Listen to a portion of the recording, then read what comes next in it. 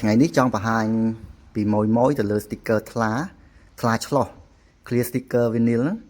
សម្រាប់ inkjet printer សម្រាប់ print ជាមួយទឹកថ្នាំខាប់ក៏បានទឹកថ្នាំរាវក៏បានដូចគ្នា sticker ខ្ញុំបកឲ្យមើលយើងមើលអញ្ចឹងដូច sticker ផ្ទៃសអញ្ចឹងក៏ប៉ុន្តែវាថាវាថ្លាវាទៅនៅលើជាមួយអាផ្ទៃសពីក្រោយនោះយើងមើលអត់ដឹងឯនេះតបកមកនេះគឺប្រភេទថ្លាឆ្លោះគឺវាឃើញឆ្លោះពីក្រោយហ្មងវាអត់មានបាំងស្អាតអីរៀងពណ៌សទឹកដោះគោអីទេហើយខ្ញុំយកមក print វាហើយអានេះ print ជាមួយម៉ាស៊ីនកាណុងទឹកថ្នាំរាវធម្មតា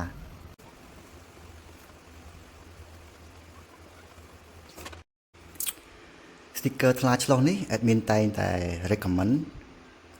មិន recommend នេះគឺប្រាប់ភ្ញៀវមុននឹងទិញគឺថ្លាឆ្លោះសម្រាប់ print ម៉ាស៊ីន inkjet ហ្នឹងទឹកថ្នាំរាវក៏ដោយទឹកថ្នាំខាប់ក៏ដោយក៏ត្រូវតែអ៊ុតឡាមីណេតបន្ថែមដែរយើង print មកគឺវាស្អាតនេះច្បាស់ស្អាតអត់មានប្រទេសបតាអីណាគឺវាស្អាតអក្សរទូចក៏ស្អាតដែរណាក៏ប៉ុន្តែហេតុផលដែល admin ឲ្យអ៊ុតហ្នឹងគឺដោយសារតែអាប្រភេទមួយហ្នឹងថ្លាឆ្លោះហ្នឹងណាវាអាចលបកនៅពេលយើងប៉ះវាអត់ដូចអាប្រភេទផ្សេងណានេះពេលយើងប៉ះទៅអាចទឹកថ្នាំខ្លះវាអាចលបកវាមិនទឹកថ្នាំទាំងអស់តែប្រភេទ artwork យើងឯងអាខ្លះយើងគ្រាន់តែប៉ះវាលើបន្តិចបន្តួចវាលបកទឹកថ្នាំបតាអញ្ចឹងមក admin ឲ្យអ៊ុតបន្ថែមទៅអានេះអត់យកទៅលេងពណ៌ច្រើនអត់ទៅលេងពណ៌ច្រើន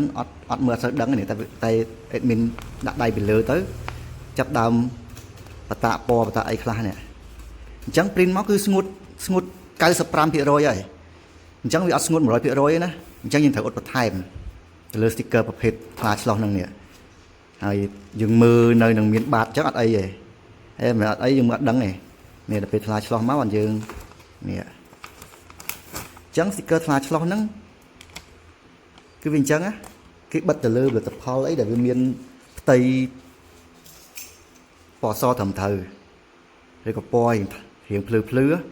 តិចយើងយកថ្លាឆ្លោះទៅបិទលើផលិតផលមានពណ៌ខ្មៅអីមើលឡើងយល់បណ្ដោយលែងឃើញតែហ្មងអញ្ចឹងថាថ្លាឆ្លោះហ្នឹងយើង